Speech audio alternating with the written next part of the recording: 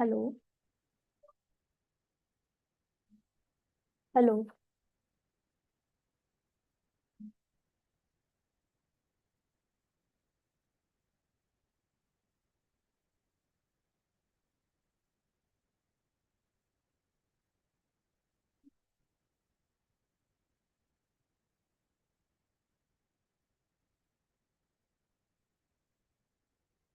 Hello.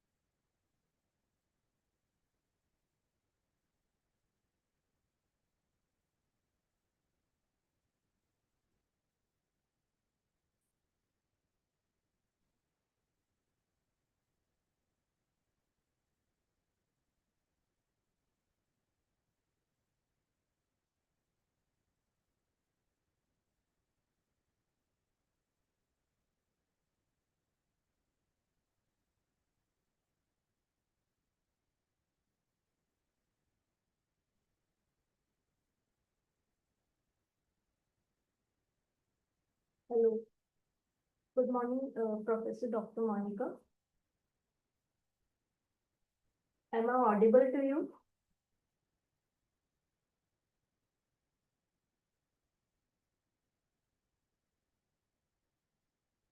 I would request you to please turn on your camera.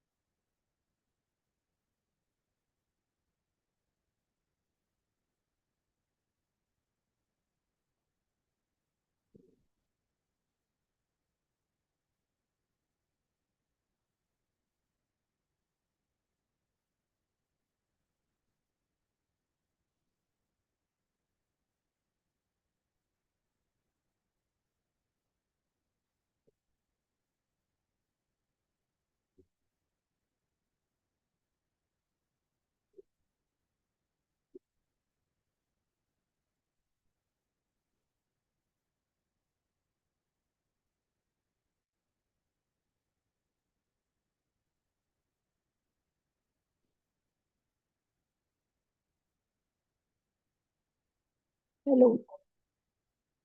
Hello.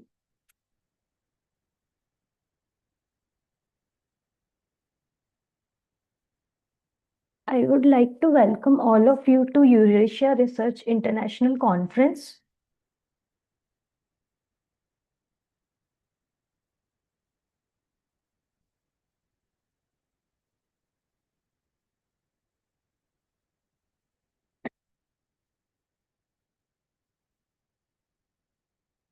Good morning, Professor Dr. Monica.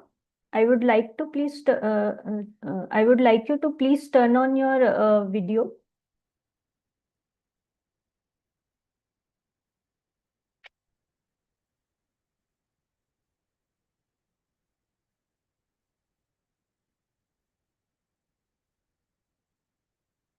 Welcome to Eurasia Research International Conference. Please allow me a moment to introduce Eurasia Research to you in a nutshell.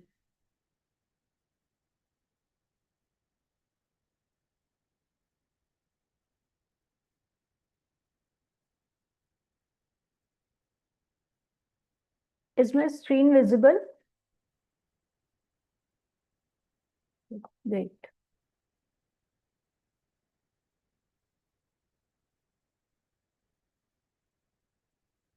You believe you can move the highest mountains, cross the greatest oceans, and walk across the water. You feel defeated, falling on your knees and looking up for some hope tonight. You try to stand up, but you throw your hands up. You no longer have the strength to fight. You've seen too many sunsets, too many days ending in the darkest night. But on your own, you'll never know, you'll never know. If you move the highest mountain, the greatest oceans, walk across the water. If you move the highest mountains, across the greatest oceans, walk across the water. If you believe, they say that all you need is faith, but it's almost like you lost your way. Took a few wrong turns, took a few breaks, falling behind now, looking for grace. Cause you need someone to lift you up, yeah, make right of the things you've done. Cause on your own, you'll never know, you'll never know. If you move the highest mountains, across the greatest oceans, walk across the water, the water. Believe you can move the highest mountains, across the greatest oceans, walk across the water. If you believe, if you believe. You can do anything, you can do anything, you can do anything if you believe.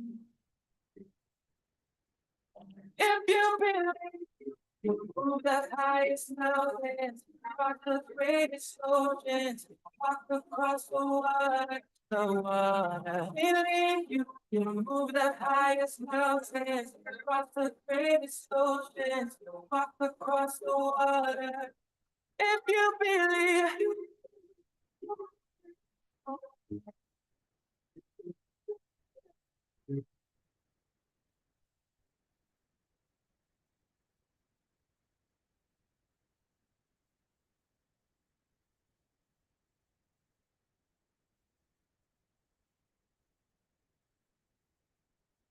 Hello.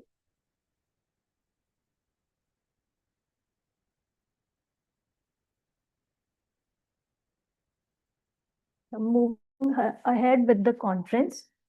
Uh, Please allow me a moment to introduce Eurasia Research to you in a nutshell.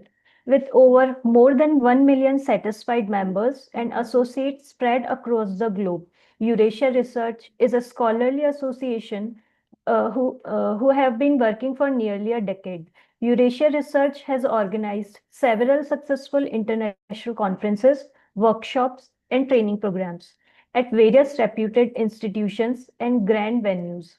Eurasia has been tirelessly working for research world and have not stopped their endeavors even during difficult times, and have presented research community with online platform which was safe and convenient method to continue their passion. The objectives of our institution involves: we are an international community of researchers, practitioners, students, and educationists who aim to bring together worldwide researchers and professionals, encourage intellectual development, and to create opportunities for networking and collaboration.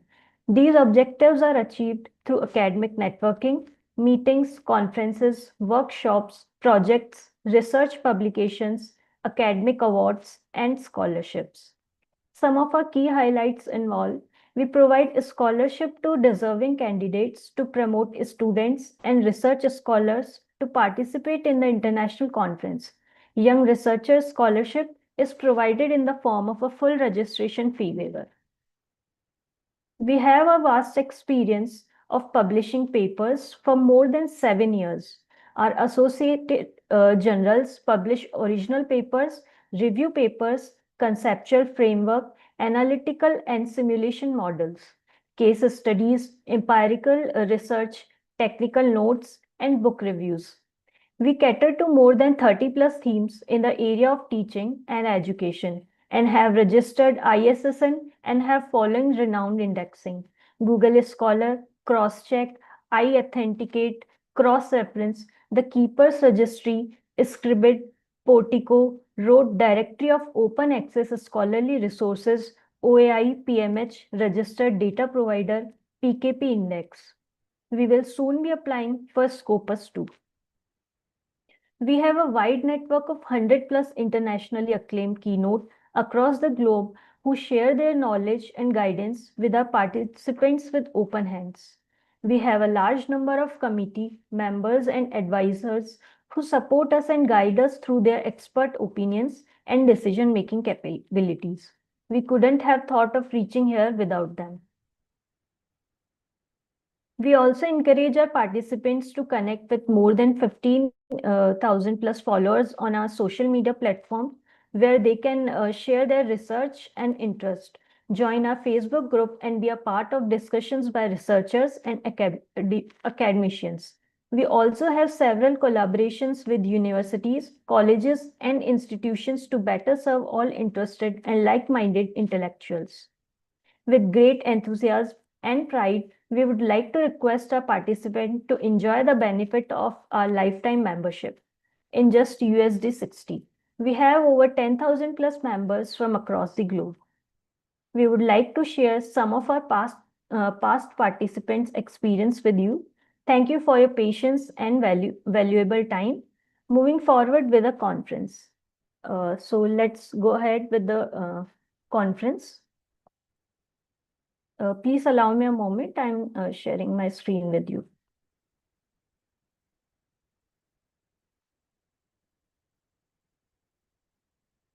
Yeah, is my screen visible?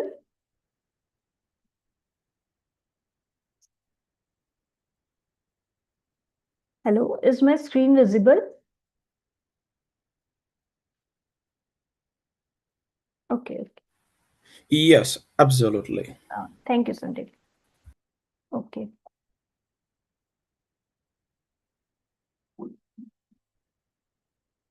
Welcome to Eurasia Research Online Live International Conference, 21st January 2026. Here are our participants from in our conference: Dr. Pola Abola, Professor Aisha Isa, Go Chang Tan, Hassan Golipur, Sunday Abi, Professor Dr. Monica. Today we have presentations and participants from 5 countries around the globe. That is from India, Nigeria, United Kingdom, France, Europe. We are broadcasting this conference on YouTube Live on multiple pages of Eurasia Research. The links for the live sessions are shared in the chat box. These are some of the glimpses from our previous conferences held. Good afternoon, everyone. Myself, Kirti Rajat. I am your conference host for today. This is our TARA president, Professor Dr. Lynn M. Shelley. She is affiliated to Higher Education Executive, retired, adjunct professor, Boston College, Chestnut Hill, MA, USA. Let's see what she has to say about our institution. Please allow me a moment.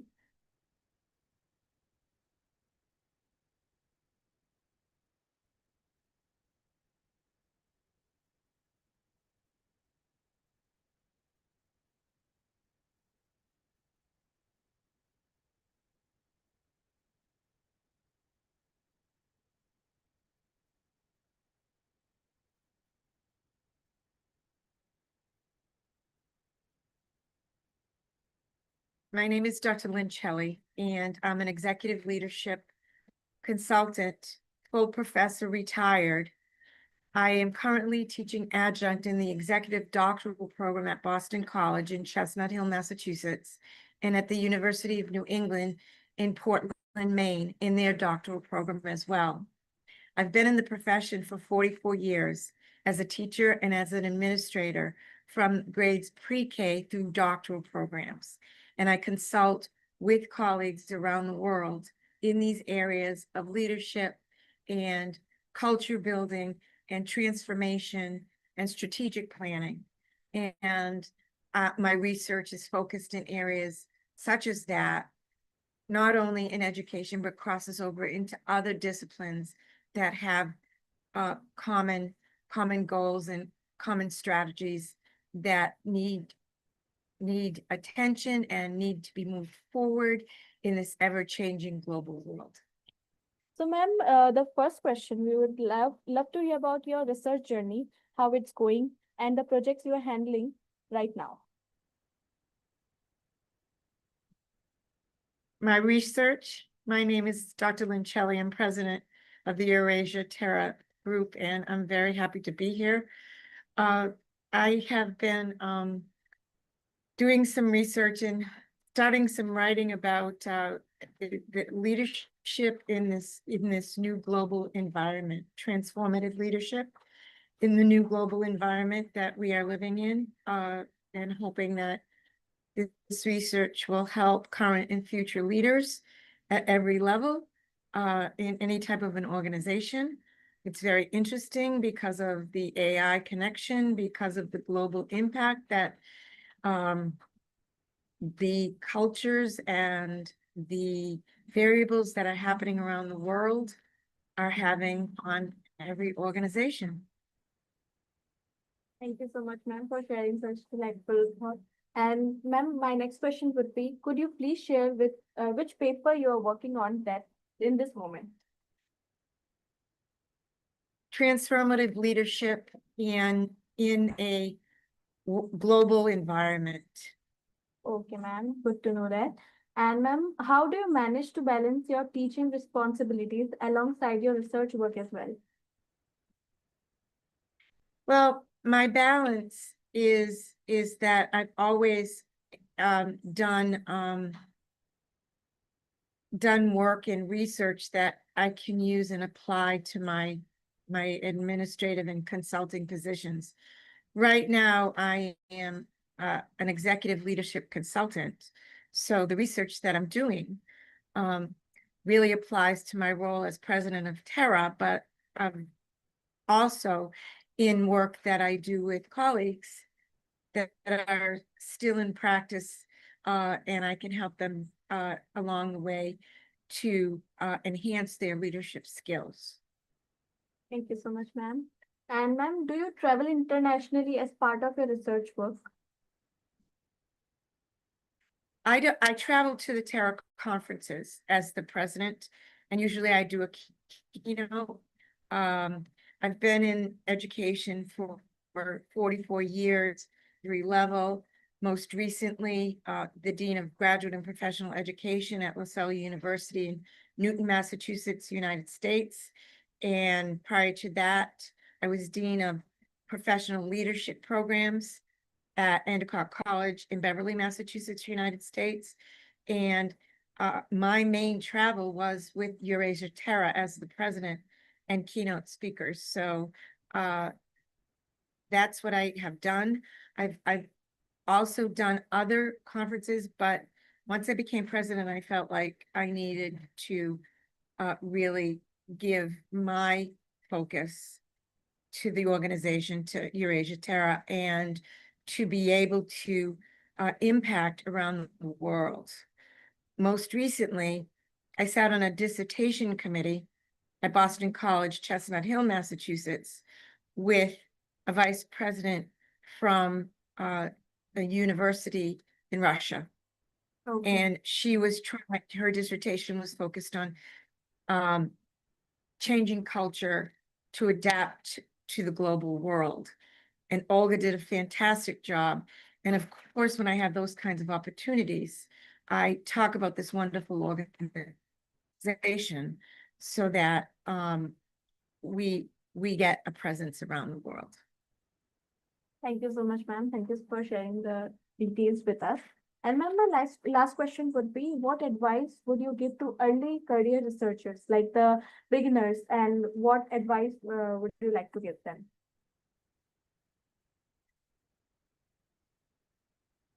The advice is multifaceted. I think that there are several things that they have to keep at the forefront of their minds. That research that they do should always be something that can impact their work, their organization, and or the world. So it has to be current. So to that point, they have to be proactive in where they're focusing their research and knowing what's happening in the world all the time in their certain professions, if you will. They have to add, they have to value add to their professions. So that would be very important. They have to have an open mind that their research, especially if it's quantitative, might not necessarily bear out the results that they want. And that's okay, because that shows what really is impacting their work and their organizations and the world. And the third thing that I would do is have them network with people and colleagues like myself and other people doing work, not necessarily in their own professions, but if it's a crossover kind of focus for research that crossovers different professions, that they network and become familiar and have standing meetings with other researchers, because that can be so rich and can help people so much. Thank you so much, ma'am, for giving the advice, and it will be very helpful for them.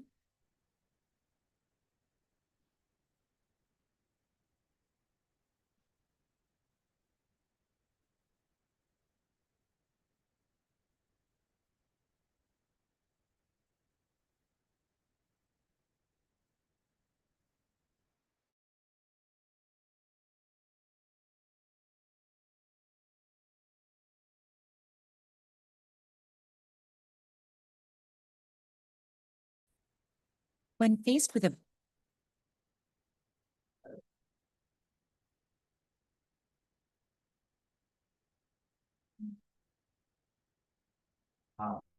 नहीं नहीं ये सारे क्या उसमें नहीं क्या क्या बोलते हैं सारे फिजिक्स की क्लास के क्या वर्तमान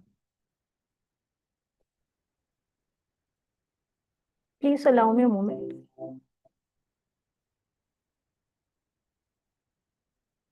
when faced with a big challenge, जैसे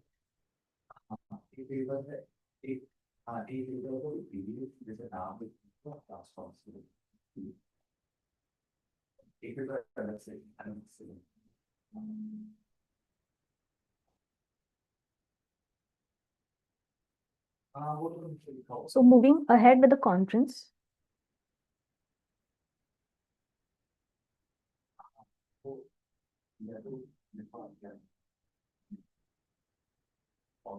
This is our eminent speaker, Dalia Al-Sweety. She is affiliated to School of Engineering, Architecture, University of Jordan, Amman, Jordan.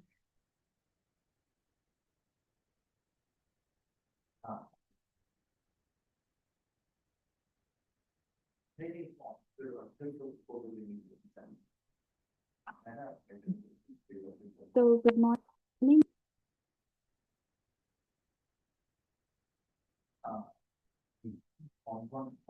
Let's see what she has to say. Dalia Alfredi. How are you doing today? Thank you, I'm fine. How are you? Yeah, I'm fine too. Thank you for asking. Okay, so today we have with us Dalia Alfredi from School of Engineering, Architecture, University of Jordan, Amman, Jordan. She participated in our Paris conference and her topic of presentation was comprehensive evaluation of thermal performance and time lag in residential apartments, a numerical simulation study on phase challenge material with mycelium integration in Amman. Thank you so much, Dalia, for attending our chat session for today. So let's start with our questions now. So starting with our very first question, so you have presented on this topic at the conference. Please explain your research in a nutshell. I'm Dalia Aswati and I'm an engineer. I finished my master's this year actually in advanced architecture. My master thesis had multiple methodologies, and one of the methodologies I conducted a research upon it, and I published it with you throughout the conference last month, or in January, a couple of weeks ago. As you said, my title is A Comprehensive Evaluation of Thermal Performance and Time Lag in Residential Apartments, a numerical simulation study on phase change material with mycelium integration in Amman. Starting with how did I conduct this specific research is because here in Amman, in Jordan, we have a problem. Jordan is a country in the Middle East. We have multiple advantages to live in this country, but one of its major disadvantage is that we lack non-renewable energy sources. And we actually have an increased demand on these energy sources, and that comes because we have a problem in the thermal insulation and a problem in the residential buildings. We live in a problem. Actually, at the moment now, I opened the AC. Because we can see that the residential buildings do demand a lot of energy, which means demand a lot of or an increased electricity bill at the last day of the month. So what I did here is that I said between myself, why don't I orient the research in a vernacular way, using materials from the land of our country and integrating it into the residential building. It surely will enhance thermal performance. Taking as an example of people who live in Antarctica, for example, they live in igloos, but they don't feel the cold as much. That's because they used materials from the earth itself, from the materials from their ground. So I used phase change material, which is a material that we can find in the Dead Sea. It's a type of salt. It's actually self-explanatory. You can see it's self-explanatory. It changes its phase from solid to liquid and liquid to solid by absorbing and releasing heat. So it acts as a barrier so that the thermal or the temperatures outside would go to the enclosure and the temperature inside would go outside. So it's a barrier and it helps to improve the thermal performance. And that's exactly what I've done by doing the numerical simulation. I used a simulation by doing, I used a simulation software called Revit and an Unreal Engine, and multiple plugins were done just to evaluate my variables in a technological way rather than feeling it by hand, because we don't actually use this material. So I had to validate my results just by using specific simulations. So the results showed that by using phase change material and mycelium integration as a material between the layers of the envelope of the residential building will enhance thermal performance. And I've done a feasibility study on another research on the same topic as well. And it showed that adding a little bit of extra money on this layer, this specific material, will decrease the energy usage for about 35%, which actually for a residential building here in Amman, it's very good. Yeah, and that's what my research was on. Yeah, that was really very nice to hear about it. So Yeah. coming on to the next question, what were the challenges that you have faced in your research journey? Actually, I had multiple challenges that faced me, and one of the challenges was to know from where would I from where would I take the specific information about phase change material in Amman, because there are only minimal formal faculties and formal sites that I could conduct the information from, such as ministries, such as the MEMR, Ministry of Energy Resources here in Jordan. Another challenge that faced me, they helped me actually, but it took a process and paperwork. The second challenge was that I needed to understand what was the methodology or multiple methodologies that I will be depending on, so that I could validate my results, because the phase change material and Muslim integration is a material that I studied. It's a material study. It's not used here in Jordan. I can't ask constructors how would I be using it, how would I be integrating it in a residential apartment. I depended on multiple literatures, other people who study the specific material in other regions, other countries, in other sectors as well, not specifically residential apartments. That was one of my challenges. Another challenge was to I had to I had to learn 5 new softwares as plugins with the Revit software in order to know how would I simulate my residential apartment that I chose in Amman in a very detailed way and a specific way, so that my results could be validated, as I said before. But all of the challenges, I took them into consideration, and yeah, I solved them out.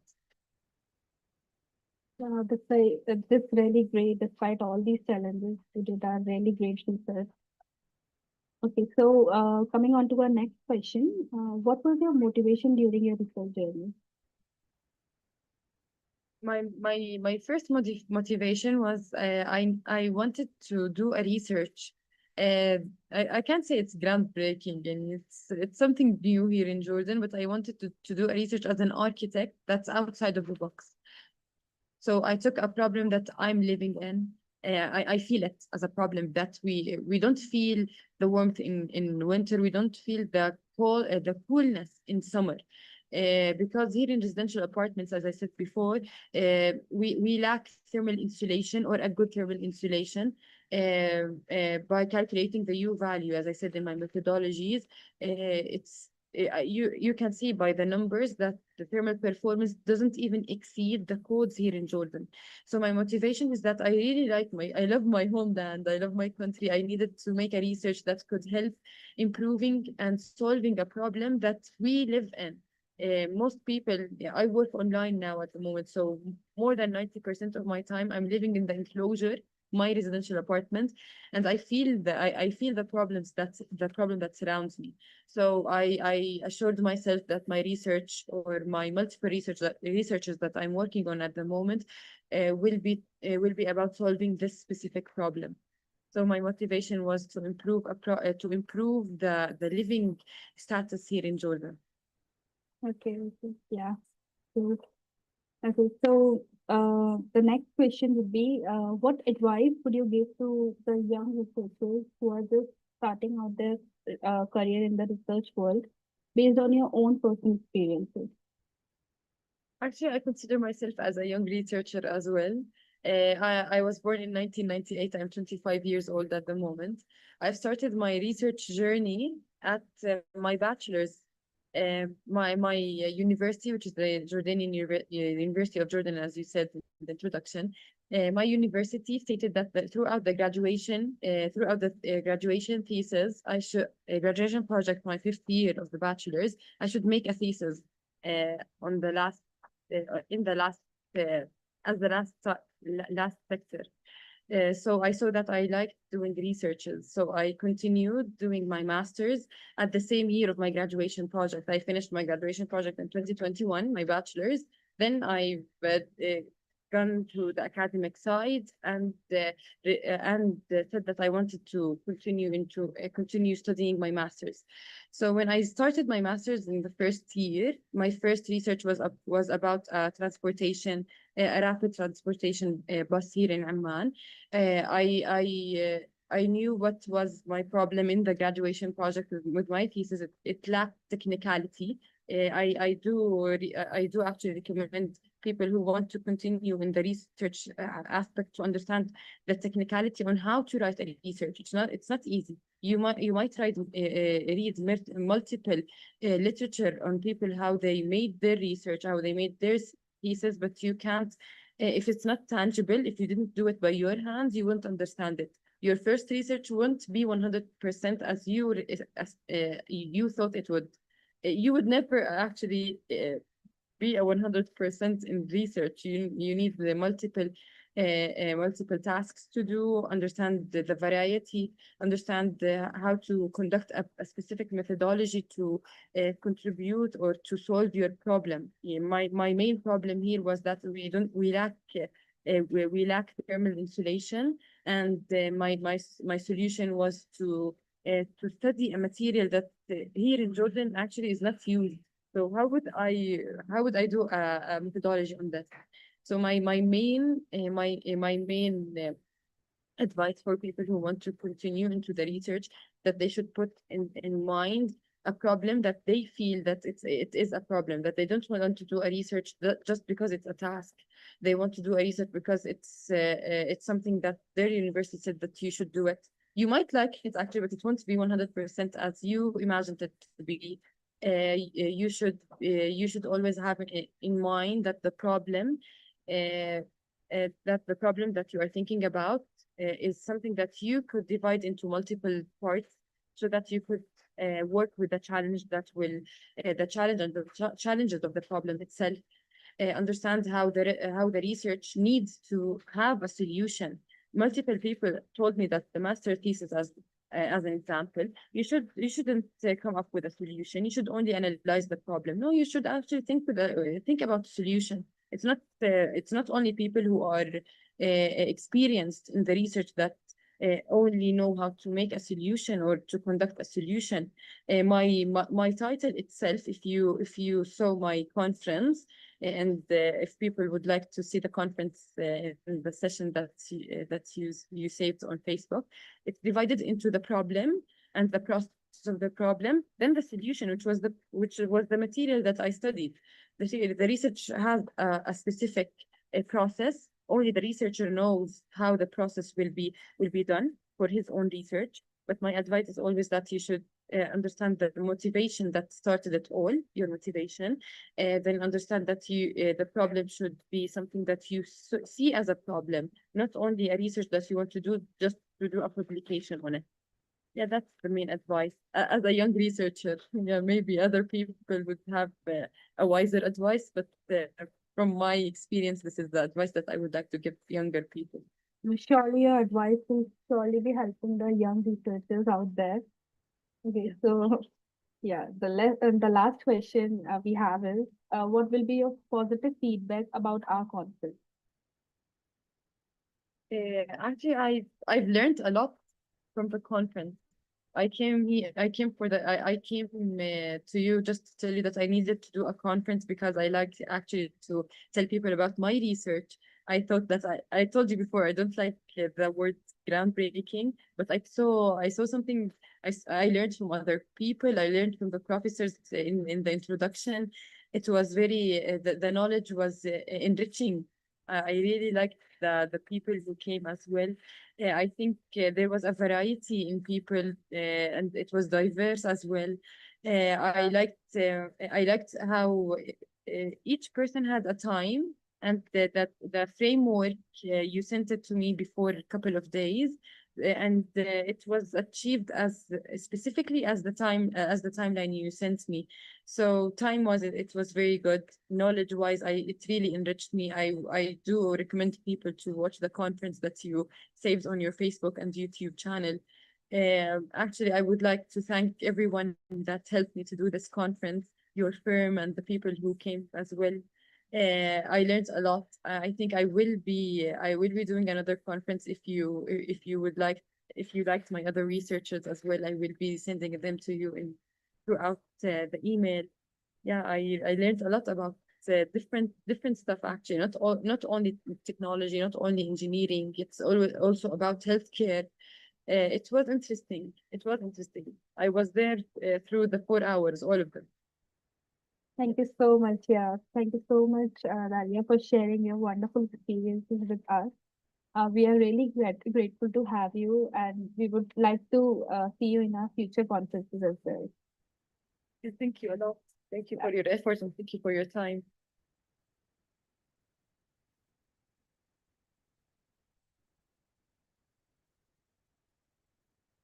Yeah, moving ahead with the conference, please allow me a moment.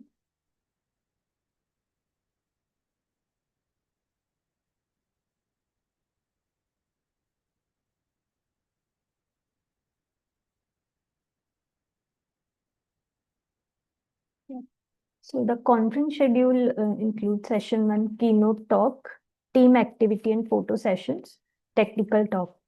So first is rename your Zoom account with your full name in English. This will help us to record your presence. You may ask your questions related to the presentation in the chat section while the presentations are going on. All the certificates, receipts, and proceedings will be sent to the participants within a week on their mail IDs. The proceedings will include all the full papers and abstracts accepted for the conference.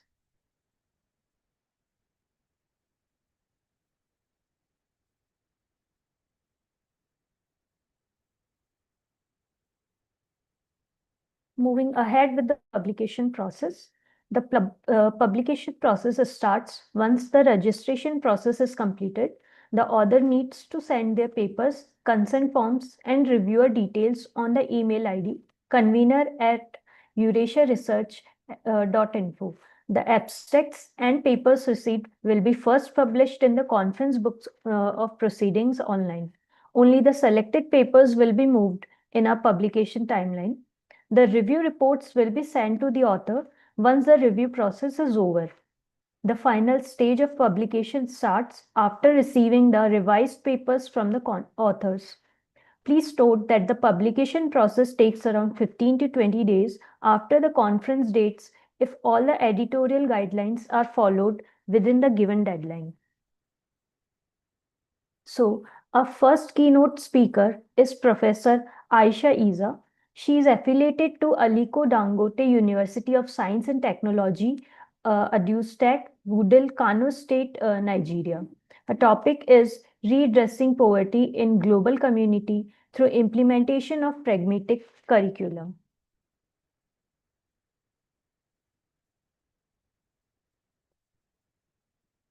Please allow me a moment. I guess she is not here with us today.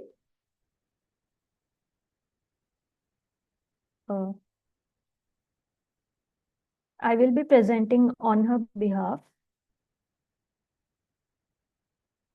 Okay.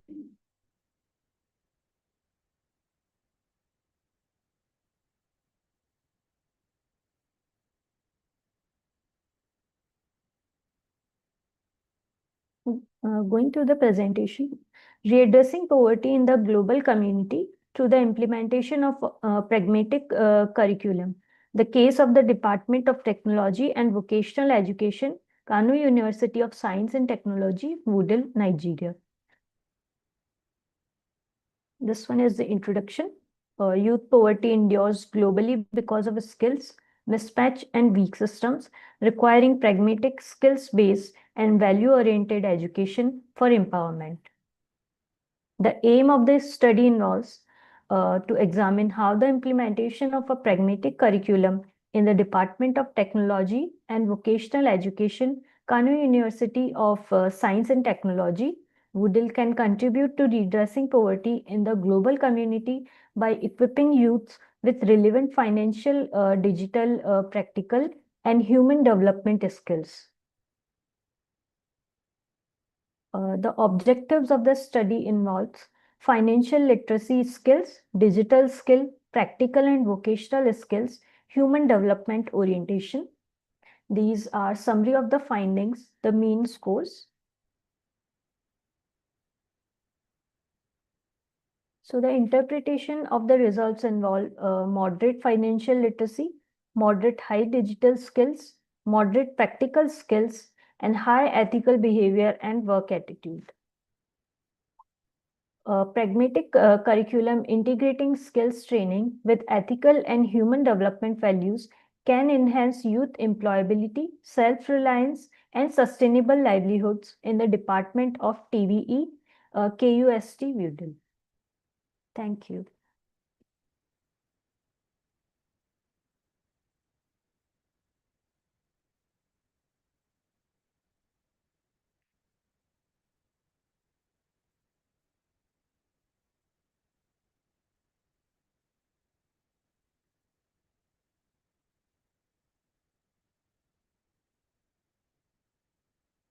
So we'll be moving ahead with team activity, team building activity and photo session.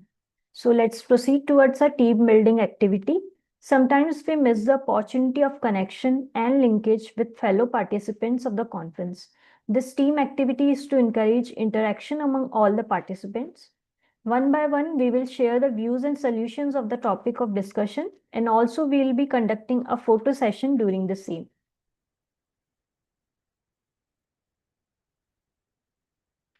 So the topic of discussion is 3 tips to boost your confidence. The video is presented by TED. Please allow me a moment to play the video for you. I would like all of the participants to please enable your camera. Yeah. Please allow me a moment.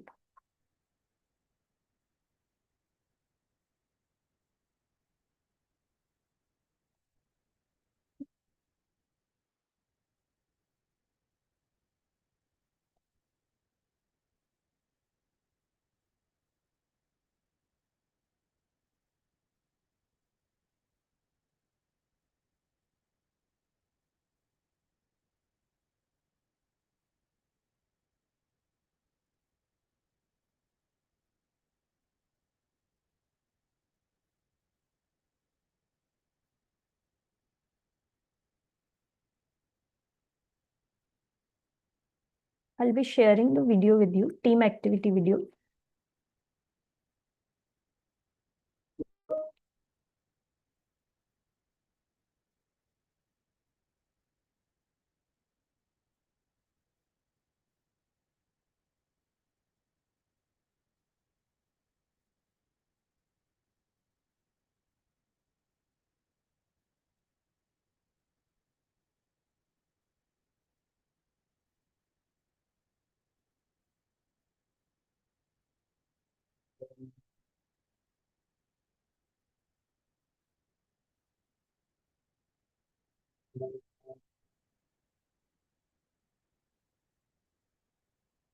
When faced with a big challenge where potential failure seems to lurk at every corner, maybe you've heard this advice before.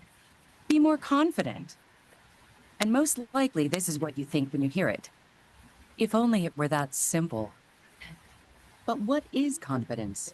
Take the belief that you are valuable, worthwhile, and capable, also known as self-esteem.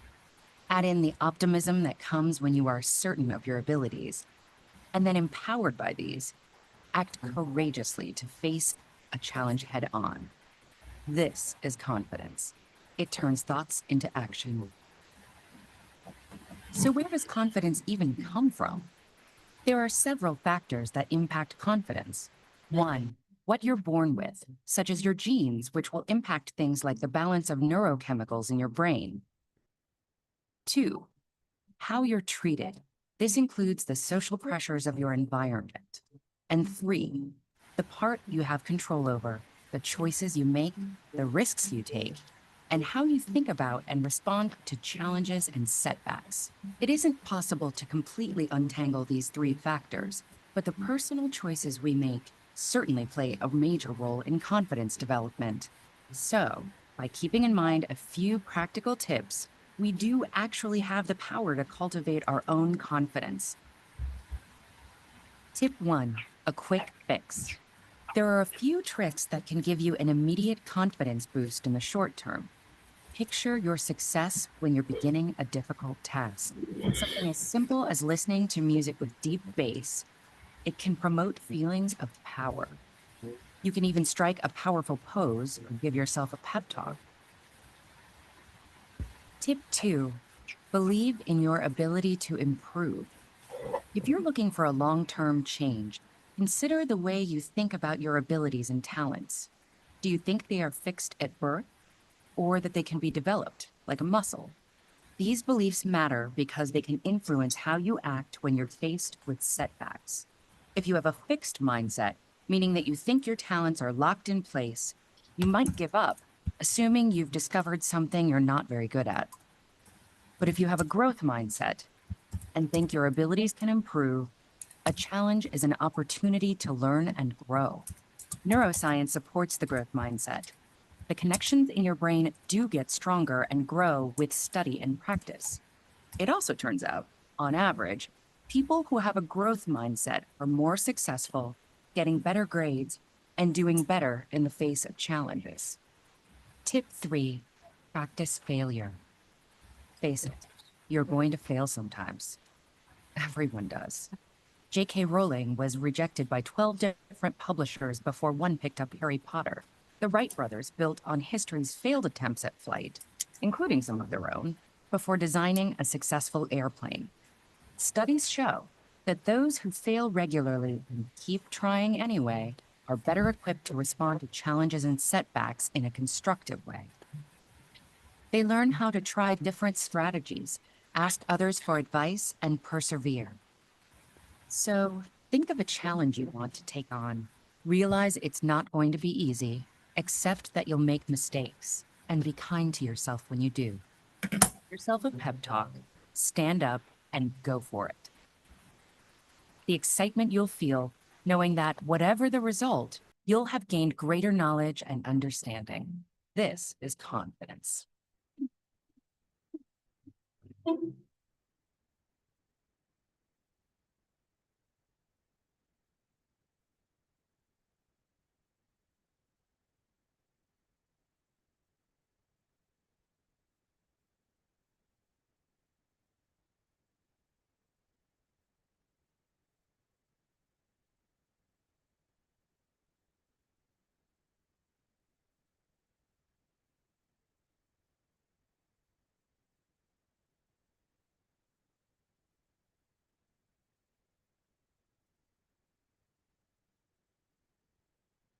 So moving ahead with the conference, our first presenter is Dr. Paula Abula.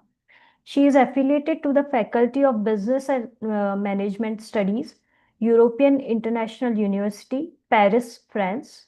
Her topic is Predictors of Student Disengagement in Fully Online Higher Education Programs.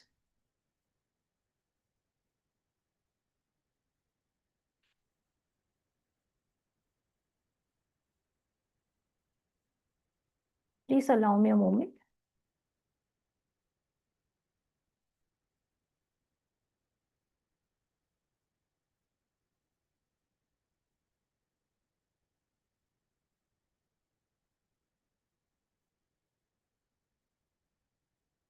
She is not here with us, so I'll be presenting on her behalf. Oh, wait a minute.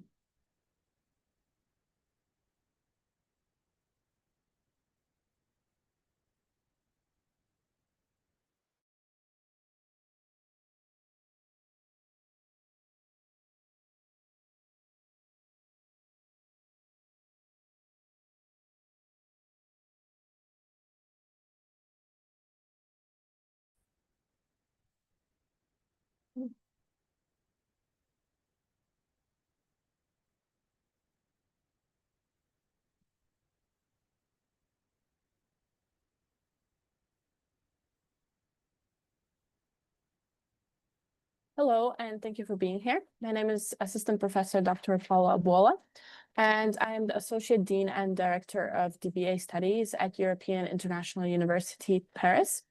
And I'm also pursuing my Doctor of Education at European International University, Paris. Over the last decade, fully online higher education has moved from being a supplementary option to a central mode of delivery for universities worldwide. While this expansion has dramatically increased access for students across regions, life circumstances, and career stages, it has also raised persistent concerns about student disengagement. Today, I will be presenting findings from my cross-sectional study that examined predictors of student disengagement in fully online higher education programs using data from a globally diverse sample of online learners. Importantly, this study moves beyond dropout or withdrawal as outcomes and instead focuses on disengagement as a multidimensional experience that includes psychological strain, instructional experiences, and contextual constraints that often precede formal attrition. When we talk about disengagement in higher education, we often default to measurable outcomes such as course withdrawal or program dropout. However, disengagement is not a binary event. In online environments especially, it often appears gradually through reduced motivation, passive participation, missed deadlines, emotional exhaustion, or cognitive fatigue. These experiences can persist for long periods while students remain formally enrolled, making disengagement particularly difficult to detect in asynchronous online programs. This matters because disengagement has been consistently associated with poor academic performance, lower satisfaction, increased stress, and ultimately higher attrition risk. Understanding disengagement as an early warning condition rather than an endpoint was a central motivation for this study. Prior research suggests that disengagement in online learning is shaped by multiple interacting domains. On the instructional side, course structure, clarity of expectations, instructor presence, and timely feedback are consistently associated with stronger engagement and persistence. At the same time, many online students are adult learners balancing employment, caregiving responsibilities, and time zone differences, factors that can significantly constrain sustained engagement. More recently, attention has turned toward digital fatigue and mental well-being, particularly in context of prolonged screen exposure and continuous online interaction. However, many existing studies examine these factors in isolation or within single institutions. This study sought to examine them simultaneously within a globally distributed online student population. The primary aim of the study was to identify key predictors of student disengagement in fully online higher education programs. Specifically, I asked 3 questions.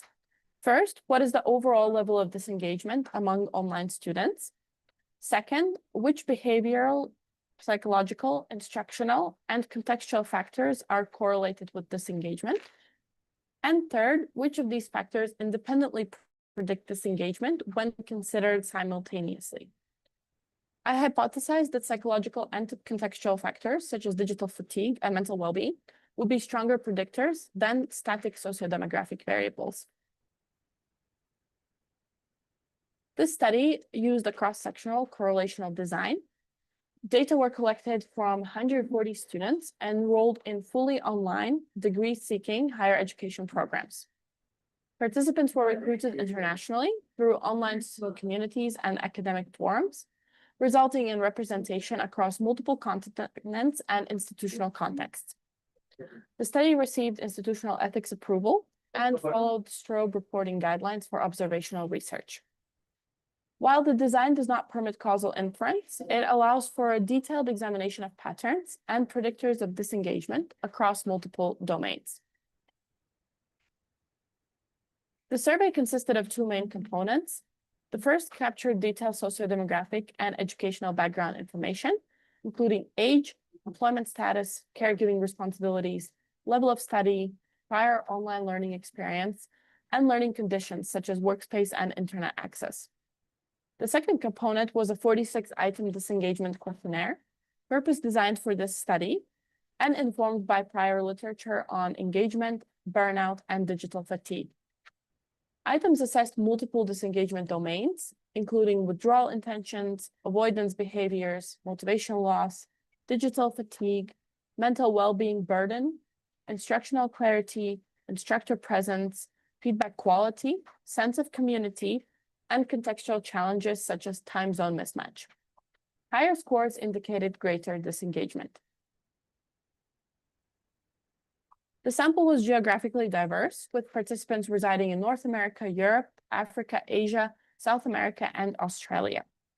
Over 70% identified as international students enrolled in an institution outside of their home country, highlighting the global reach of fully online programs.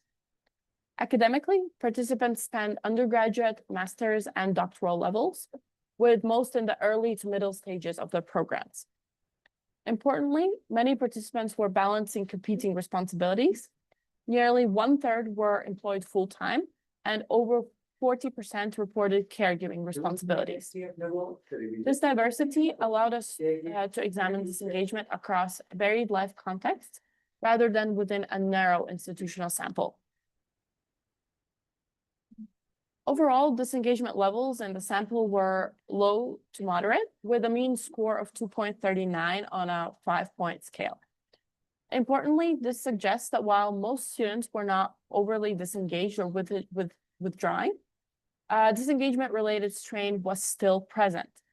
The highest mean scores were observed for mental well-being concerns and digital fatigue, indicating that emotional load and sustained screen exposure were prominent features of students' experiences.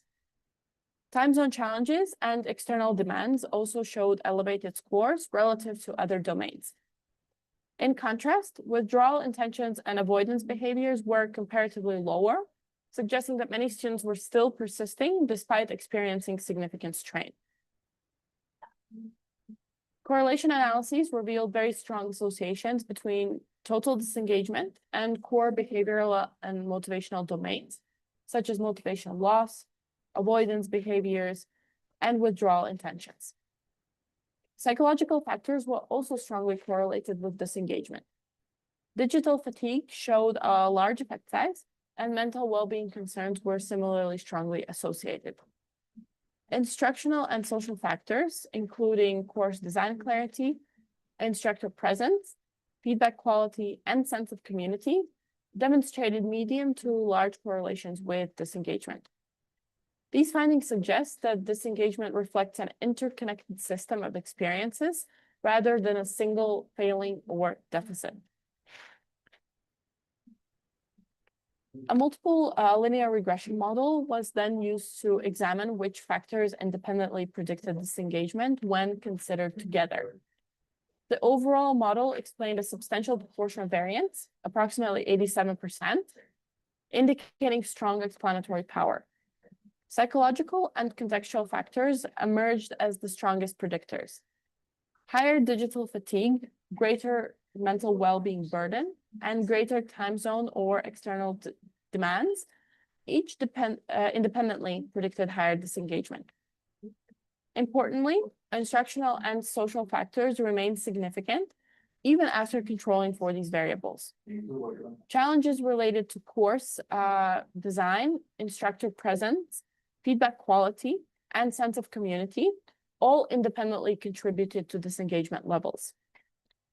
Among background characteristics, full-time employment predicted higher disengagement, while older age predicted lower disengagement. This pattern suggests that disengagement is shaped more by lived learning conditions than by static sociodemographic characteristics. Taken together, these findings reinforce the idea that disengagement in fully online higher education is a multidimensional phenomenon. Psychological strain, particularly digital fatigue and mental well-being burden, appears central to disengagement experiences, even when students remain enrolled. At the same time, instructional quality and social connection continue to play a critical role. Clear structure, visible instructor presence, meaningful feedback, and a sense of community are not optional enhancements, but they remain core engagement support. Importantly, disengagement can exist long before dropout occurs, highlighting the need for earlier detection and intervention. These findings have several practical implications for institutions and educators. First, efforts to reduce disengagement must extend beyond course design to include strategies that address digital fatigue and mental well-being, such as flexible deadlines, reduced unnecessary screen time, and proactive support resources. Second, globally distributed programs should consider time zone flexibility and workload alignment as equity issues, not merely logistical concerns. Third, instructor presence and feedback remain powerful protective factors against disengagement and should be institutionally supported rather than left to individual effort. Finally, institutions should move beyond retention-only metrics and incorporate experiential indicators of disengagement into quality assurance processes. As with all research, this study has limitations. The cross-sectional design limits causal inference, and self-reported measures may introduce response bias. While the sample was globally diverse, it may not fully represent all online higher education contexts. Future research should adopt longitudinal designs to examine disengagement trajectories over time, as well as intervention-based studies to test strategies aimed at reducing digital fatigue and support well-being. Qualitative research could also provide deeper insights into students' lived experiences of disengagement and then re-engagement. In conclusion, this study demonstrates that student disengagement in fully online higher education is best understood as complex, multidimensional experience shaped by psychological strain, instructional practices, and contextual constraints. Psychological and contextual factors, particularly digital fatigue, mental well-being burden, and external demands, emerge as the strongest predictors of disengagement, while instructional and social factors remain independently influential. These findings highlight the importance of addressing disengagement proactively before it manifests as withdrawal, and of designing online education not just for efficiency and scalability, but for the realities of human attention, well-being, and lived experience. Thank you very much for joining my presentation. And if you have any questions, you can reach out to me to my email address. Thank you. Thank you, Polo.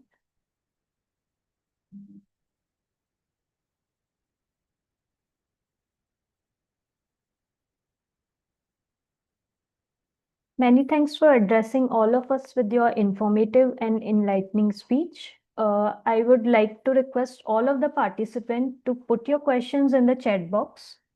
Or if you have any query, you can mail us on convener@eurasiaresearch.info. Our next presenter is Go Chang Tan. He is affiliated to Faculty of Business Management, European International University, Paris, France. The topic is Examining Online Learning Dexterity, a multidimensional model for academic performance prediction. Chang, are you there? Hello. I guess he is not present with us. So moving ahead with the next presentation. Mr. Hassan Golipur. He is affiliated to Faculty of Educational Sciences, Communication and International Relations, Titu Moriscu University, Bucharest, Romania. The topic is Competing Grammars of World Order, China's 4 Global Initiatives and the New US National Security Strategy in Mirror Perspective. Hassan? Hello.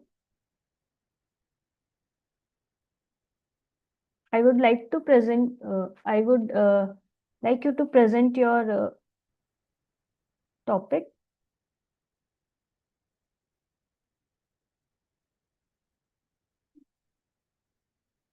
I guess he is not with us.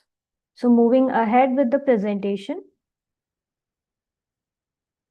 Our next presenter is Mr. Sunday Abi.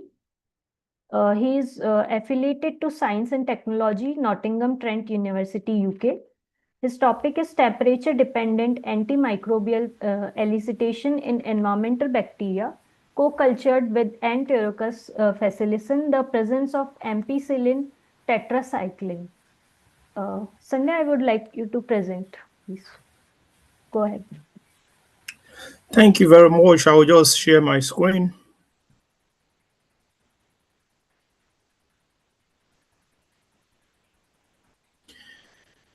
Can you confirm if you can see my screen, please? Yeah, it's visible. Thank you very much. Welcome.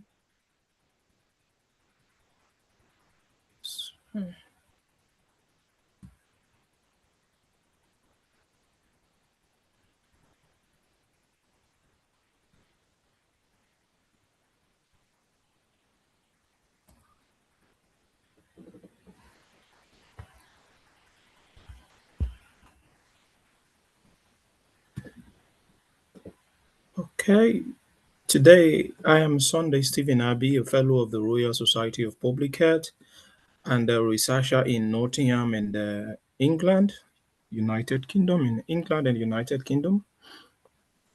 This presentation is part of a research that was conducted in the Department of Science and Technology in Nottingham Trent University.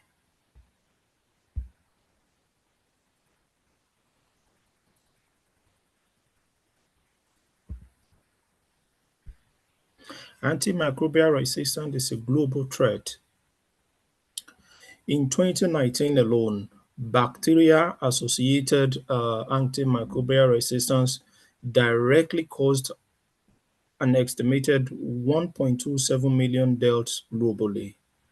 In fact, it also was associated with the cause of infection of over 4.9 million people globally. This figure highlights the urgent need for novel antimicrobial strategies. The rationale of the study and the hypothesis include antimicrobial discovery pipeline is gradually slowing down. And in fact, the recent classes of antibiotics or antimicrobial that were produced are modification of the previously existing classes of antibiotics. It's therefore important for us to look at other strategies that we can explore to produce novel antimicrobial. The environmental bacteria are one of the reliable sources of novel bacteria if well explored.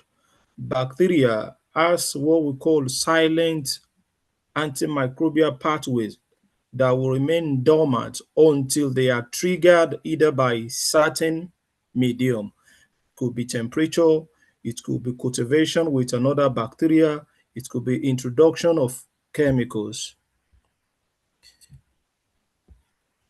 In this study, both temperature and chemicals were used to elicit antimicrobial production in bacteria that were isolated from human environment. The number of isolates that were used were 96 isolates, bacteria that were isolated from surfaces such as trees, leaves, building walls, and they were co-cultured with another bacteria called Enterococcus faecalis. Enterococcus faecalis is a bacteria that are commonly found, and they have an optimum temperature of between 35 to 37 degrees Celsius, but fortunately they can thrive at temperature above 42 degrees Celsius. Precisely, they can survive even at 45 to 60 degrees Celsius. So that ability to survive at those temperatures were utilized in these studies. The agar used was UTI chromoselect agar. UTI chromoselect agar was used because of the ability to show the zones of inhibition by color differentiation.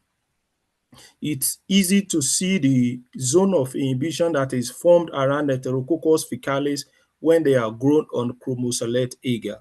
the temperature on which the temperature that were tested were 25 degrees Celsius, 30 degrees Celsius, 37 degrees Celsius, and 42 degrees Celsius. The methodology setup, I think I've spoken about this one. Now, chemical elicitors. The chemicals elicitors that were used in this study was tetracycline and ampicillin. They were used at a very minimal concentration called sub-inhibitory concentration. They were used such that they will not kill the bacteria that is being tested, both the indicator organism and the environmental bacteria isolates, but so that they can trigger stress in the bacteria that is being tested for them to produce secondary metabolites. Incubation. Pre and post antibiotics culture on UTR chromoselectivity were done up to 72 hours, and the zone of inhibition were scored as either small, represented by a single plus, or large, represented by triple plus, or medium, represented by double plus. Key findings. At the end of the experiment, these were the key findings. Before the introduction of antibiotics into the culture media called UTI agar, the environmental isolates that produce, there was no environmental isolates that produce large zone of inhibition when cultured against Enterococcus faecalis. About 16 produce just medium. The graph is color coded. The red color indicates medium, and the small and the large one can be seen on the graph as well. For the large, before the introduction of antibiotics, which is the control setup, there was no bacteria isolate that produced any antimicrobial. Now, upon the introduction of the antibiotics, tetracycline and ampicillin, we gradually saw an increase in the production of secondary metabolites, that is antimicrobials. It peaked at 30 degrees Celsius for tetracycline. For ampicillin, only 2 isolates produce large zone of inhibition, and that was at 25 degrees Celsius. At 30 degrees Celsius, ampicillin does not trigger any production of antimicrobial. At 37 degrees Celsius, it does not trigger any production of antimicrobial. And at 42 degrees Celsius, ampicillin does not trigger any production of secondary metabolites.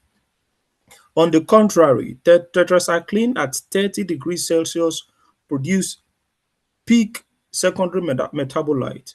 In fact, 12 isolates representing 12.5% of the total isolate that were tested produce large zone of inhibition against the Enterococcus faecalis with which they were cultured. However, when it got to 37 degrees Celsius, the number of isolates that were producing the antimicrobial declined to 3, and then peaked again when it got to 42 degrees Celsius. This indicates stress response due to temperature.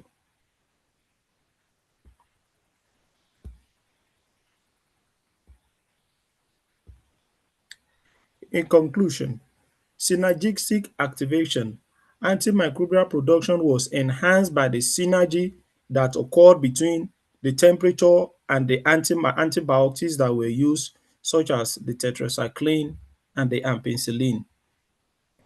This study showed that the best elicitor was tetracycline, which produced optimum zone of inhibition at 30 degrees Celsius, but decline at 37 degrees Celsius and then peak again at 42 degrees Celsius. However, ampicillin does not produce any zone of inhibition at 30 degrees Celsius, at 37 degrees Celsius, and neither did it produce at 42 degrees Celsius. This shows that the best elicitor in this finding is tetracycline. Implication: low dose antibiotics and temperature shift can unlock latent biosynthetic pathway in environmental bacteria, which can be utilized in early antimicrobial discovery in the fight against antimicrobial resistance, which has claimed millions of life over the year and which is predicted that will claim even more life by 2050. Future directions. Now, in these studies, the molecular identification of the bacterial isolates that produce this antimicrobial were not carried out. Future study will focus on the molecular identification of the bacterial isolates using methods such as whole genome sequencing, as well the characterization of the metabolites that were produced by the isolates could be done. For example, the extraction and purification of the metabolites to know the active substance that is causing the zone of inhibition against the Enterococcus faecalis on which they were tested. Validate potency. We could, in the nearest future, or future research could concentrate on carrying out minimum inhibitory concentration to know the toxicity or the quantity of the metabolite or antimicrobial that could apply or that could cause side effects when used in tested animals, in lab animals, and eventually on human. Mechanism optimization, pathway analysis of how the tetracycline at 30 degrees Celsius trigger the production of a secondary metabolite in the environmental bacteria will be very important. These are my references. Thank you for your attention. Questions, please? Thank you so much, Sunday, Thank for addressing all of us with your informative and enlightening speech. I would like all of the participants to put your questions in the chat box. It will be answered by the speaker.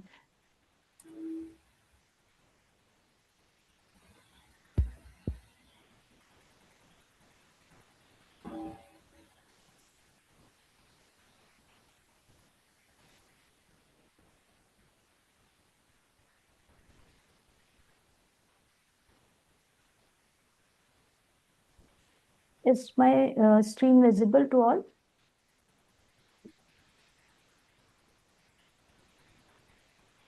So moving ahead with the conference, our next presenter is Professor Dr. Monica Giordita. She is affiliated to the Faculty of Educational Sciences, Communication and International Relations, Titu Morescu University, Bucharest, Romania. Her topic is Competing Grammars of World Order, China's 4 Global Initiatives and the New US National Security Strategy in Mirror Perspective. Dr. Monica, I would like you to present. Thank you very much. Thank you, host, for accepting me. Happy New Year to everybody. It is a pleasure to join you today and to share my presentation on a very hot topic in international politics today. That is the competing grammars of world order, the China's 4 initiatives, 4 global initiatives, and the new US national security strategy in a mirror perspective. The contemporary international relations are undergoing a transformation that cannot be adequately captured by familiar vocabularies of polarity, power transition, or strategic rivalry alone. While the material redistribution of power remains a critical dimension of global change, it is increasingly evident that the deeper contest shaping international politics today concerns the meaning, the sources, and the mechanisms of legitimate order. What is at stake today is not merely who governs, but how governance itself is justified, how authority is claimed, and on what normative grounds international cooperation is organized. The presentation proceeds from the premise that the current phase of global transformation is best understood as a crisis of shared legitimacy rather than as a simple erosion of Western dominance. The post-Cold War liberal order was sustained not only by the US material preponderance, but by a broadly accepted grammar of legitimacy that linked order to rules, to institutions, and to norms that are universal. That grammar has weakened under the combined pressure of uneven development, institutional fatigue, geopolitical contestation, and growing resistance to normative conditionality. As consensus over the foundations of order erodes, alternative frameworks gain visibility and traction. It is within this context that China's four global initiatives, and I mean here the Global Development Initiative from 2021, the Global Security Initiative from 2022, the Global Civilization Initiative from March 2023, and the Global Governance Initiative from October 2023, and the United States National Security Strategy of December 2025, must be read not simply as political or policy statements, but as order-defining texts, because each articulates a distinct response to the same structural condition, the end of an uncontested hegemonic legitimacy and the emergence of a plural, post-hegemonic international environment. Yet they do so through markedly different conceptual logics. And if we come closer to analyze the mirroring concepts, the central argument advanced in my paper is that China's four initiatives and the US National Security Strategy of 2025 represent competing grammars of world order. By grammar, my analysis refers not to surface rhetoric or ideological positioning, but to the deeper rules that structure meaning, how legitimacy is produced, how norms function, how authority is exercised, and how international law and institutions are understood. Grammars of order define what counts as appropriate behavior, who may judge it, and how disagreement is managed, because they shape international politics at a level more fundamental than individual policies or strategic preferences. The Chinese initiatives, taken together, articulate a coherent and cumulative ordering vision, while each initiative addresses a distinct domain, that is development, security, civilization, and governance. They converge around a shared philosophy of legitimacy, which is rooted in performance, in sovereignty, in pluralism, and also institutional reform from within. Development, the concept of development, the process itself, is elevated from a policy sector to an ontological condition of order. Security is framed as indivisible and inclusive rather than accumulative. Values are universalized through plural interpretation rather than uniform institutionalization. And the global governance is defended as necessary, but in need of rebalancing rather than replacement. Norms and international law are reaffirmed, but they are repositioned as orientational, as teleological rather than disciplinary. In mirror, the US National Security Strategy of 2025 articulates a sharply contrasting response to the same systemic pressures. It does not seek to universalize a new normative vision of order, nor does it propose a comprehensive reform of global governance. Instead, it recenters legitimacy within the nation-state, grounding authority in domestic mandate, economic resilience, and strategic advantage. International order is no longer framed as a collective moral project, requiring stewardship, but as an external environment to be navigated selectively and instrumentally. Multilateralism becomes conditional. Institutions are treated as optional infrastructures many times, and norms, while rhetorically affirmed, are increasingly de-universalized and subordinated to sovereignty and effectiveness. Read in a mirror perspective, these two projects illuminate one another. China's emphasis on inclusion, development, and plural recognition responds directly to the vacuum created by the United States' retreat from hegemonic stewardship. Conversely, the United States turn towards transactionalism, and leverage underscores the fragility of the universalist claims that once underpinned liberal order, amplifying the appeal of alternative legitimacy narratives. This interaction between the new grammars do not produce a new hegemon or a coherent replacement order. Instead, it accelerates the emergence of a plural international system structured by competing legitimacy regimes.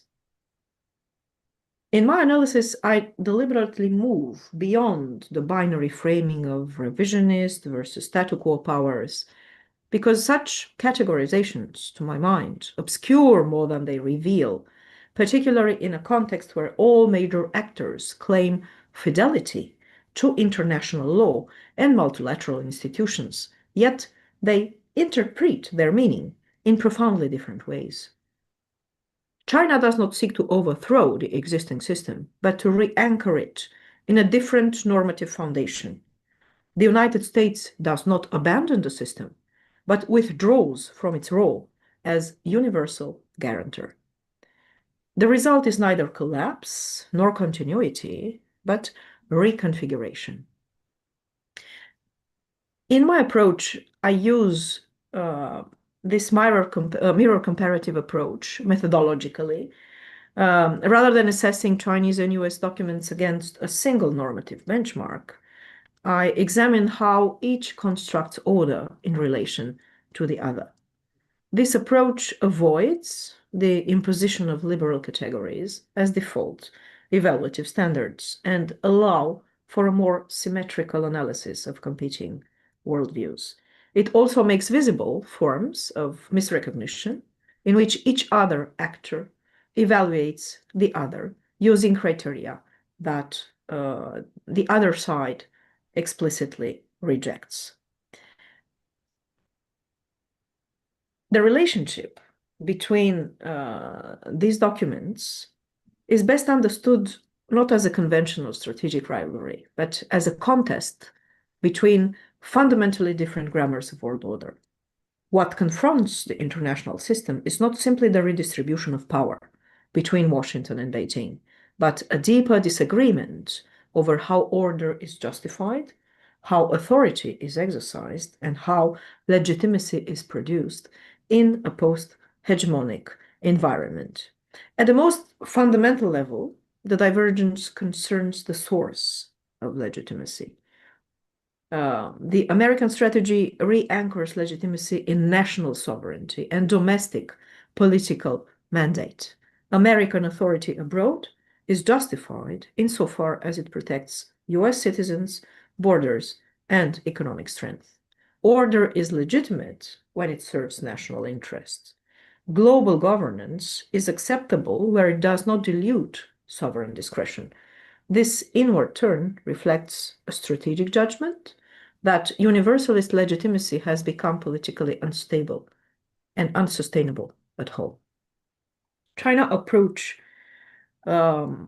Chinese approach moves in the opposite direction, in the sense that rather than narrowing legitimacy to the national sphere, it pluralizes legitimacy at the global level. The Global Development Initiative asserts that legitimacy derives from the capacity of international cooperation to deliver tangible improvements in welfare, infrastructure, and growth. Authority is justified not by ideological alignment or procedural conformity, but by outcomes. This is a performance-based legitimacy regime, one that resonates strongly in a world marked by uneven development and frustration, many times, with norm-heavy and, hélas, too often delivery-light governance.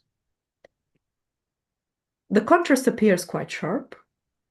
Whereas the American national security strategy treats global order as an external environment to be navigated from a position of sovereign autonomy, China's initiatives treat global order as a collective developmental condition that must actively be shaped to enable national progress. Thank you very much. Thank you so much, Monica, for addressing all of us with your informative and enlightening speech. I would like all of the participants to put their question in the chat box. It will be answered by the speaker.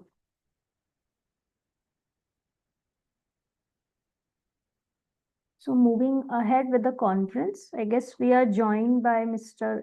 Chang Tan. He is affiliated to Faculty of Business Management, European International University, Paris, France. His topic is Examining Online Learning Dexterity, a multidimensional model for academic performance prediction. Chang, I would like you to present, please.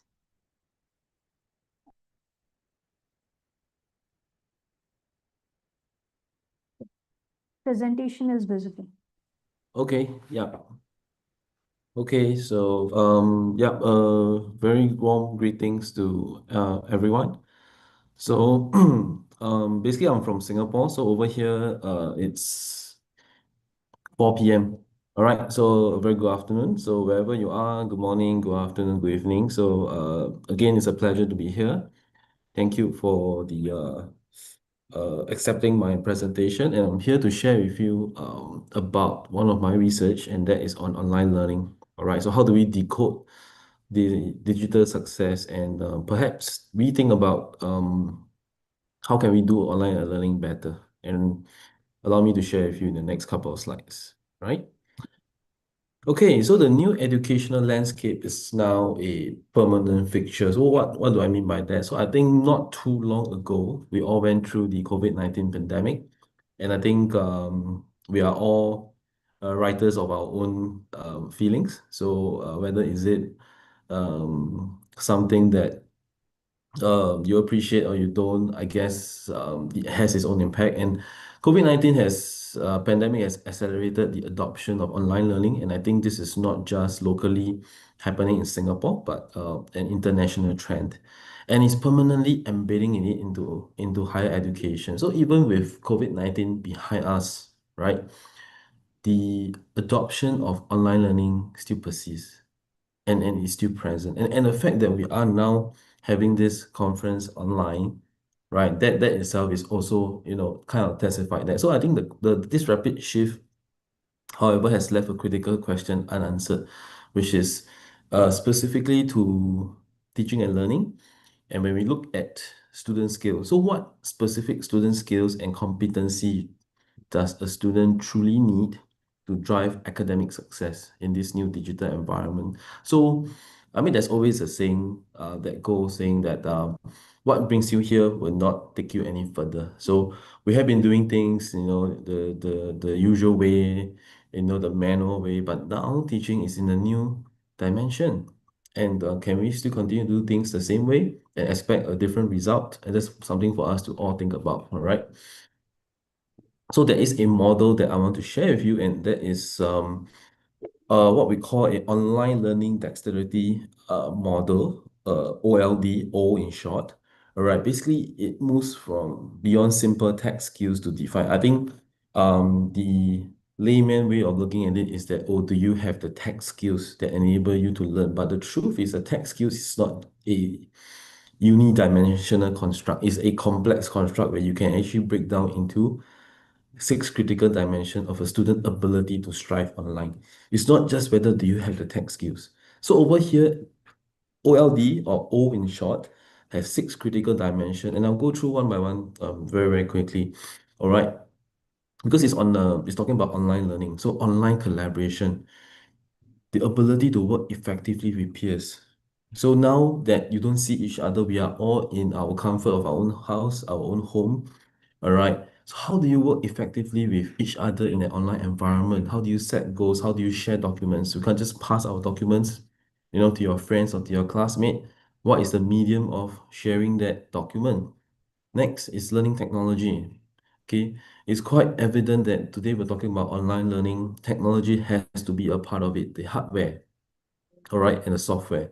So the ability to navigate institutional tools like LMS, video conferencing, or even using Zoom, for example, right? Learning access, having a reliable access to appropriate computing devices and stable network connections.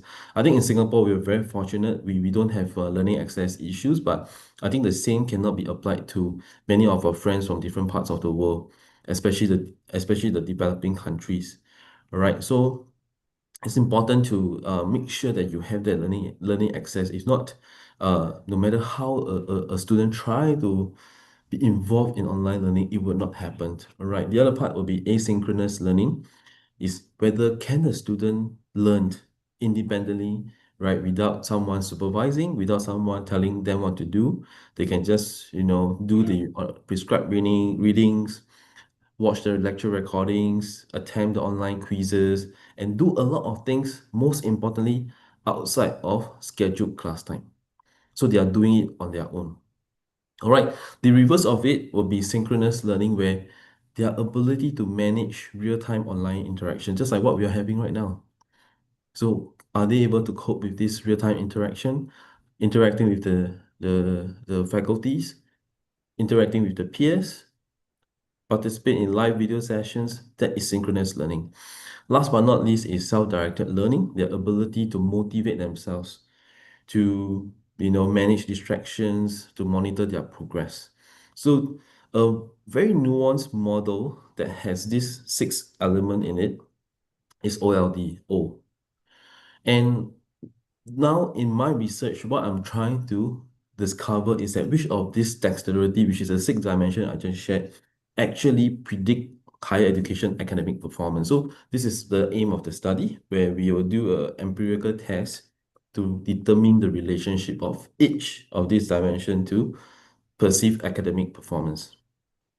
So the study at a glance, so just to share with you the context of the study, is a quantitative study, using questionnaire as the instrument to gather the data, and I'll be running it through partial least square structure equation modeling. All right, is in short what we call PLS-SEM. It's a second generation multivariate analysis where we employ them to establish predictive relationship between what I just mentioned, the 6 dimensions of OLD to perceive academic performance. So the context of where this happens is in Singapore. All right, the little red dot, in the unit in the entire world. All right, so basically we have we are a nation with no resources, so we are heavily reliant on human resource, and in Singapore, the adoption of online learning is at a very big scale. In fact, I would say it's at the national level, which makes it relevant to have a study conducted there. And we have in total 150 adult learners, right from a post-secondary institute. So a post-secondary institute, just to give you an example, would be like polytechnics, tertiary educations, where the average age was 45 and they are providing a mature perspective on online learning. So I think it's important not to just get what the students, okay, who are pursuing their degrees, undergrad, okay, the kids is in their 20s, but it's also to understand the perspective from a mature adult learner's perspective. Okay, so what findings, the I uncovered is basically it tells us that there are actually 4 dimensions that significantly predicted academic performance, but not all are in the way that I expected. All right. So in one glance, you can see that synchronous learning, online collaboration, and learning access, these are significant and positive relationship. So meaning to say that if there is the better the ability to manage synchronous learning, which is uh, live video sessions, the better the students at managing live video sessions, the better the academic performance. So the online collaboration, so the more comfortable the students are at interacting with each other online, sharing documents, the better the academic performance. So learning access, the better your infrastructure, the more stable your internet access, your hardware, your Wi-Fi, it will drive academic performance. But interestingly, for asynchronous learning, which is their ability to study on their own outside of classroom time, this tells us that it is significant, but it's a negative correlation. So that it means that the better the students at, being more disciplined, doing their own study, reading the lecture notes, watching the recordings, doesn't drive academic performance. So it doesn't matter if they do that or not. It doesn't drive academic performance. In fact, it goes the other way around. Academic performance go down. Then as for self-directed learning and learning technologies, we do not find any significant relationship in it. But having said that, their path coefficients are there, which is at 0.065 and 0.874. So I think this is important for us to take note. So what from that relationship, what are some insights? I have 4 insights for you. Number 1 is that real-time human connection is the strongest predictor of success. So we mustn't forget that even though now we have bring learning into the online space, real-time human connection is important. We need to make sure that students who will eventually be effective in managing real-time interaction, maintain concentration, and participate verbally. You can talk, you can chat in the Zoom chat so long as you participate. That will help. Online collaboration, the ability to work effectively with peers is important to drive academic performance as well. So active social engagement factors in the live digital settings cannot be undermined, cannot be neglected, right? Second, foundational access is a non-negotiable prerequisite. So that goes into learning access, right? We all can see that without a stable access to whether it's a hardware or internet, it will lower participation. And of course, a less satisfactory learning experience. So this confirms that a reliable access to appropriate computing equipment and stable network connection is a significant predictor. So the digital divide is not an access issue, it's an academic issue, right? The third insight is that asynchronous paradox. So this is something that caught our eyes that this paradox challenged our assumption. So we always think that the more disciplined, the more independent a student will be, they should be getting better grades. But in the context of online learning, counterintuitively, it tells us differently. All right, it's the other way around. So the potential explanation is that it could be linked to issues like procrastination, lack of structured interaction, because you must understand that even though the students are motivated, there is no structure, there is no someone behind us telling us what to do, there is a flow to go, that might sway the learner out of path, right? So the learners who rely heavily on asynchronous material may become disengaged and from a more impactful life component of the course. So again, this tells us that fostering independent learning is not enough. That means we can't do a course that is in part entirely asynchronous. Also, asynchronous learning can be part of a bigger program outline, but it cannot be the only way how we do online learning.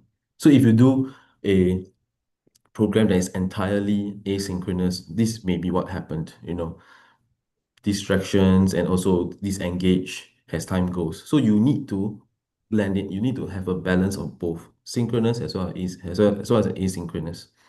Last but not least, self-discipline and tech savviness, they were not differentiated, at least for these studies. So these 2 factors have been widely assumed to be crucial because in the literature review, you can read, past scholars where they have, actually discovered that these 2 are critical factors, but at least for this study, there is no significant statistical link to academic performance, right? So the conclusion to this is that though we may be overemphasizing on students' self-discipline and advanced tech skills while underestimating the power of interaction. So we always thought that because you are learning on your own, you need the discipline or you need to have all those advanced tech skills because you are navigating the online space. But we neglected the fact that maybe the power of interaction and access is actually more important. So this is just an overview mapping the path to performance, and this tells us that out of the 6 critical factors, we have synchronous learning, online collaboration and learning access having significant and positive relationship, while having asynchronous learning having a significant but negative relationship. And last but not least, self-directed learning and learning technologies having no indication of significant relationship for this study. So what this means to us, before I wrap it up, is that I think implications for all of us in higher education, whether you are educators or instructional designer, is that you need to prioritize the design. Interaction has to be part of it. And right, you have to have a strong emphasis on synchronous, collaborative activities. It can't be just a teacher's talk or a lecture, right? You're not going to get the kind of engagement you are getting, right? And you're going to lose interest, okay, of your learners and your students. So don't let convenience of asynchronous content overshadow the need for live. It is always very convenient to just say that, let me just put my slides, okay, my video on there and let the students read it, watch it. But the truth is, does it meet the intent? Structure, don't assume. So we need to actively structure group work, all right, and don't take a chance at it that they know what to do. We need to provide tools for effective online collaboration. The Google Workspace is a good example of it, that we can facilitate that part. As for the institutions and administrators out there, I think we need to bridge the access gap to make sure that all students have reliable access. And I think this applies to across the board. Singapore is fortunate, but we also have people with no access. So we have to make sure that that part is taken care of. So access is an equity issue that have a direct link to performance. And we need to rethink to student support, where focus support services on fostering engagement, collaboration, not just on technology. You see, technology are there. It will change and it will continue to evolve. But what we need to focus on is on how to collaborate, how to foster engagement, right, within the online learning settings, and not just time management. All right, so we need to acknowledge also the boundaries and the future directions for studies. Is that I think number one, acknowledging the limitation is that this is only confined to 150 participants and is only from one institution. So the generalizability of the findings is of questions, right? And it's relying on survey. So it means that these are all self-reported data. So it relies on participant self-perception. So this could be a potential bias. And there may be potential confounders that not be accounted for, like their digital experience and what kind of support does institution give. We all know the institutions differ from one to the other. So there may be some institutions who provide more support. That part is not being accounted for. So on the same note, future research can look at, larger population, a more diverse student population. You can incorporate an objective measure, because I'm talking about academic performance. You could link this to GPA. All right. Or you can investigate the interesting phenomenon here, which is the asynchronous paradox, because interestingly, the more independent and the more disciplined a student has, interestingly, in the online context, academic performance actually drops. So we could dive in deeper to understand how this mechanism works. And the bottom line is the three conclusion is the interaction is king. Success in online learning is driven by, more by the student's ability to engage, right, with instructors and peers in real time than their ability to learn alone. Access is foundation. Without a reliable access of technology and internet, no amount of skill can guarantee success. And we need to rethink readiness. So our traditional focus on self-discipline, tech savviness as marker of online readiness may be displaced. The true differentiators are interactional and correct and collaborative. And with that, so this is the paper that I've written, and I welcome any questions. Thank you very much.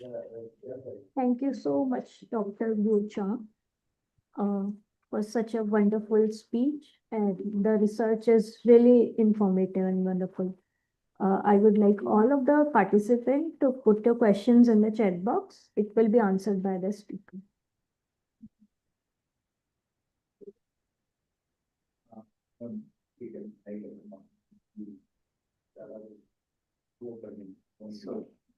Thank you so much. With great pleasure and enthusiasm, I would like to conclude that the conference was a great success. Many people have contributed in different ways to turn this event into a smoothly running conference with very interesting presentations. This conference has resulted in good discussions and networking. I owe my gratitude to all the presenters and patient listeners, to the coordinators and the whole staff of Eurasia Research for their constant support. I would also like to thank all the universities and institutes who have sponsored our participants and people who have directly or indirectly contributed in the smooth conduct of this conference. Uh, these are our upcoming conferences.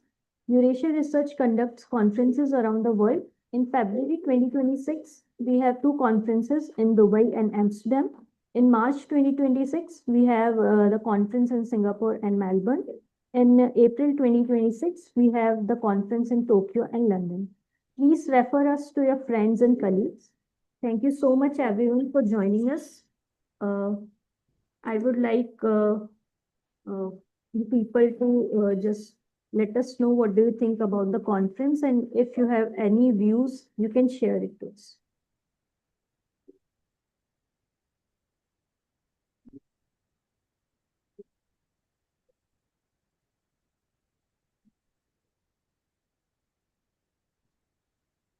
Thank you so much, everyone. Have a great day ahead. Bye.